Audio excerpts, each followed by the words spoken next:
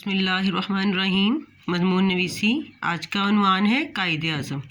وہ جس نے حوصلہ سب کو دیا جینے کا دنیا میں، ہمارے محسن اعظم، ہمارے قائد اعظم۔ 25 دسمبر 1876 کو برصغیر میں ایک مسلمان تاجر پونجا جناح کے گھر ایک ایسے بچے نے جنم لیا جس نے بڑے ہو کر انگریزوں اور ہندوؤں کے ظلم کا خاتمہ کیا اور مسلمانوں کو آزادی کی نعمت دلائی۔ اس بچے کا نام محمد علی جناح تھا۔ یہی بچہ بڑا ہو کر قائد اعظم کے مشہور لقب سے جانا گیا۔ محمد علی جناح نے ابتدائی تعلیم کراچی سے حاصل کی اور بعد میں سندھ نیشنل اسکول میں داخل ہو گئے اور 16 سال کی عمر میں ہی میٹرک کا امتحان پاس کر لیا۔ قدرت نے آپ کو اعلیٰ ذہنی صلاحیتوں سے نوازا تھا۔ اس کے بعد آپ بیرسٹری کی تعلیم حاصل کرنے کے لیے لندن روانہ ہو گئے اور 1996 کو آپ بیرسٹری کا امتحان پاس کر کے وطن واپس آ گئے اور کراچی میں وکالت شروع کر دی، لیکن اس سے اگلے سال آپ بمبئی چلے گئے اور وہاں کے کامیاب وکیلوں میں شمار ہونے لگے۔ بمبئی ہائی کورٹ کے جوڈیشنل سیکرٹری نے آپ کی کارکردگی سے متاثر ہو کر آپ کو مستقل ملازمت کے لیے 1500 روپے ماہانہ تنخواہ کی پیشکش کی، تو آپ نے ان الفاظ کے ساتھ ٹھکرا دی کہ 1500 روپے میں ایک دن میں کمانا چاہتا ہوں اور آپ مجھے ایک ماہ کی تنخواہ 1500 دیں گے۔ وہ کون سا عقدہ ہے جو واہ ہو نہیں سکتا، ہمت کرے انسان تو کیا ہو نہیں سکتا۔ محمد علی جناح نے سیاست میں قدم رکھا تو کانگریس میں شامل ہو گئے۔ شروع میں آپ ہندو مسلم اتحاد کے حامی تھے۔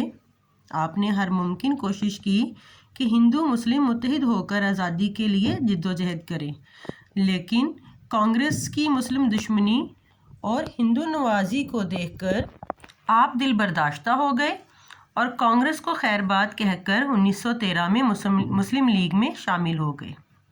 یہ وہ دور تھا جب مسلمان ہر طرف سے پس رہے تھے، چنانچہ ایسے حالات میں مسلمانوں کے لیے ایک آزاد ریاست کی ضرورت محسوس کی گئی۔ ٹوٹ گریں گی زنجیریں اب زندانوں کی خیر نہیں، جو دریا جھوم کے اٹھے ہیں تنکوں سے نہ ٹالے جائیں گے۔ علامہ اقبال کے خواب آزادی کو قائد اعظم نے تعبیر کا رنگ دیا اور اپنے مشہور 14 نکات پیش کیے، جس میں ہندوستانی مسلمانوں کے مطالبات تھے۔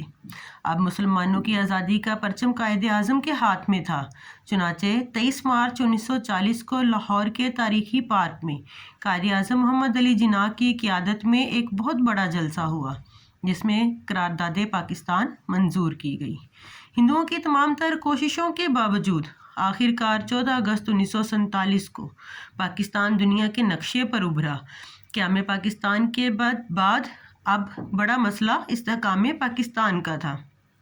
دشمن تو موقع ملتے ہی پاکستان کا وجود مٹا دینا چاہتے تھے، لیکن قائد اعظم پاکستان کے پہلے گورنر جنرل بن کر اس کی باغ ڈور سنبھالنے میں لگ گئے۔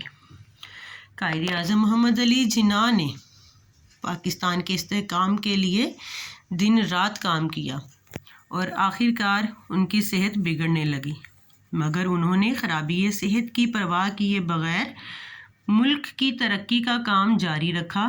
وہ ہر حال میں کشمیر کو پاکستان کا حصہ بنانا چاہتے تھے۔ بقول قائد اعظم کشمیر پاکستان کی شہرگ ہے۔ دن رات کی انتھک محنت نے آپ کو کمزور کر دیا اور بیماری کی شدت کی وجہ سے 11 ستمبر 1948 کو آپ اس جہان فانی سے کوچ فرما گئے۔ آپ کا مزار کراچی میں ہے۔